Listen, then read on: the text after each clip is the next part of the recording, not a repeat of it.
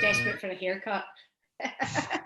We've been involved with the G20 project, and we started delivering food the first week of lockdown, and we carried on through the whole of lockdown.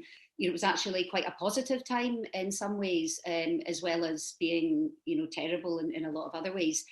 But one thing it really made me feel very strongly is why, and I think a lot of people have said this as well, how can we suddenly solve some problems when we've got so many other more urgent problems that seem insolvable, but if we just took our COVID mindset, we could solve them no problem, you know, like, you know, green space or inequality or, you know, poverty.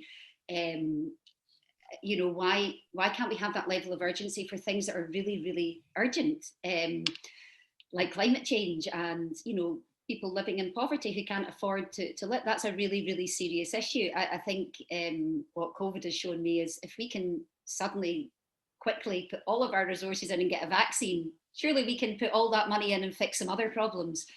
So I hope maybe that can, you know, that you know, that achievement might maybe spin off into other areas. You kind of hope, and but you know, just wait and see. You'd have to wait and see about that. But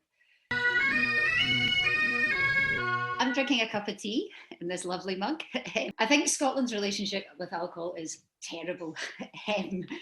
You know, we're working with young people who are at risk of addiction, maybe have families who involved with addiction. I've got lots of friends who, and maybe family as well, who've had addiction issues, and it's terrible. It affects everybody.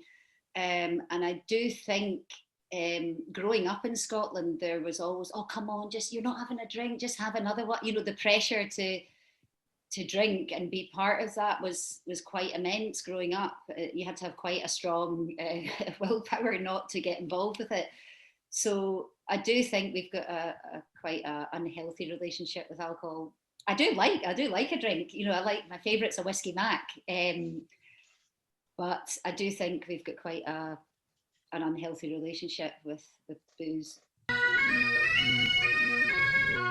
I didn't want Brexit to happen at all. You know, like, I've got European friends, and, you know, like friends who work in the university who do European bids, and just being able to flow to Europe and back, it's like, I guess I was a bit gutty, you know, and disappointed. It was a bit unexpected that ended up being the conclusion. But I guess it is the conclusion, you know, is that this is what's happened. So we just have to get on and make the most of the situation that we're in, even though we didn't want it to be that way. Having spent time in America, like you're from Scotland. I think people do really like the Scottish, because I guess we're the underdog. It's a bit like the Irish as well. We tend to be, I think, quite looked upon quite favourably abroad. 10 years from now, so I'd like to see more local access to green space. I'd like to see school starting age to 7. I'd like to see much more play-based early years and children playing outside more across the board. I'd like to see an education system that doesn't leave people feeling like crap and that they're not welcome or wanted or loved in their school. I'd like to see children succeeding in further education and supported. And that means I'd like to see many more youth clubs and youth centres and youth projects across communities. I'd like to see, I like the idea of universal basic income. I've not researched it so much, but I'd like to see that implemented. I'd like to see more intergenerational activities going on. I love the idea of old folks home with nursery school in it. I think that would be amazing if you could have more of those in your communities. Just like to see more support for communities and more inclusion, and real inclusion. What really gets me is you have policies and strategies and they're just not, you don't see them being implemented. So I'd like to see more action on the ground locally and support for that. I know there is movements that way. I'd like to see cycling much more harder to take a car and easier to cycle. I'd like to see the roads bit be improved. I'd like to see, just make it easier to cycle and less easy to drive.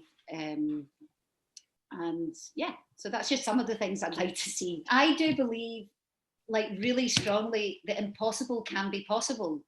Like, I think we showed it with the children's wood. Everyone said no. And then I think you can challenge. I think that was the thing I didn't like about Scottish culture, is people just say, oh no, you can't do it.